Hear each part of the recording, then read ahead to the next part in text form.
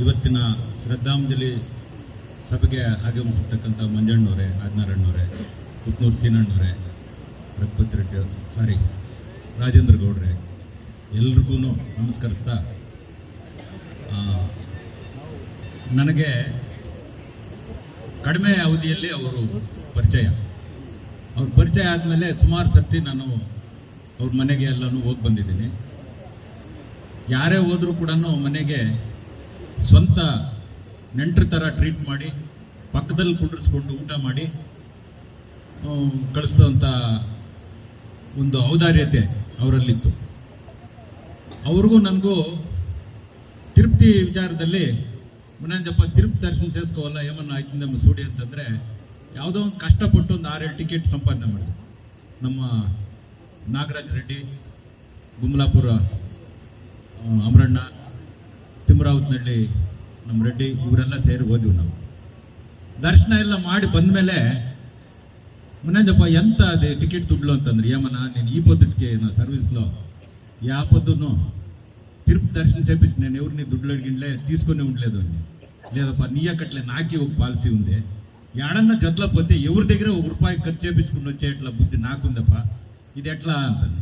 ఏమన్నా నీ ఇష్టము అంటుంది. ఒక పని చేయి, దీని దర్శనం దుడ్లు ఇచ్చేస్తాను నేను నీకే, మళ్ళీ మనం అందరూ పోయే ఏడన్నా ఒక మంచి హోటల్ల భోంచేద్దాము, ఆ భోజనం ನೀರು ಲೆಪ್ಪ ಅಂತಾನೆ. ಅಟ್ಲೈತೆ ಸರನ್ನ ಅಂತೇಳಿ ಅಷ್ಟೊಂದು ಪ್ರಾಮಾಣಿಕ ವ್ಯಕ್ತಿ.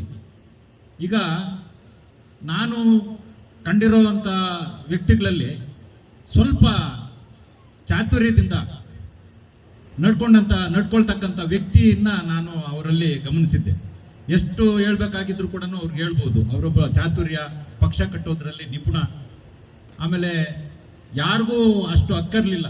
ಕೊತ್ತೂರು ಮಂಜಣ್ಣನ್ನ ಗದ್ಮಾಯಿಸ್ ಮಾಡುವಂಥ ಹಕ್ಕು ಒಂದು 2-3 ಮಾತ್ರ ಇತ್ತು. ಅದರಲ್ಲಿ ಈ ತಾಲೂಕಿನಲ್ಲಿ ಅವರು ಕೂಡ ಒಬ್ಬರು ಅಂತ ಹೇಳ್ತಾ ಇದ್ದೀನಿ. ಅವ್ರನ್ನ ಸ್ಮರಿಸೋದಕ್ಕೆ ಇವತ್ತು ತಾವೆಲ್ಲ ಕೂಡ ಆಗಮಿಸಿ ಅವರಿಗೆ ಒಂದು ನಮನಗಳನ್ನು ಸಲ್ಲಿಸಿದ್ದೀರಿ. ತಮ್ಮೆಲ್ಲರಿಗೂ ಕೂಡ ವಂದಿಸ್ತಾ, ಆ ಕುಟುಂಬಕ್ಕೆ ಈಗ ಸಾರ್ವಜನಿಕವಾಗಿ ಎಷ್ಟೇ ನೋವಿರ್ಬೋದು, ಒಬ್ಬ ಮನುಷ್ಯ ತೀರ್ಕೊಂಡಾಗ ಆ ಕುಟುಂಬನೇ ಹೇಳುತ್ತೆ.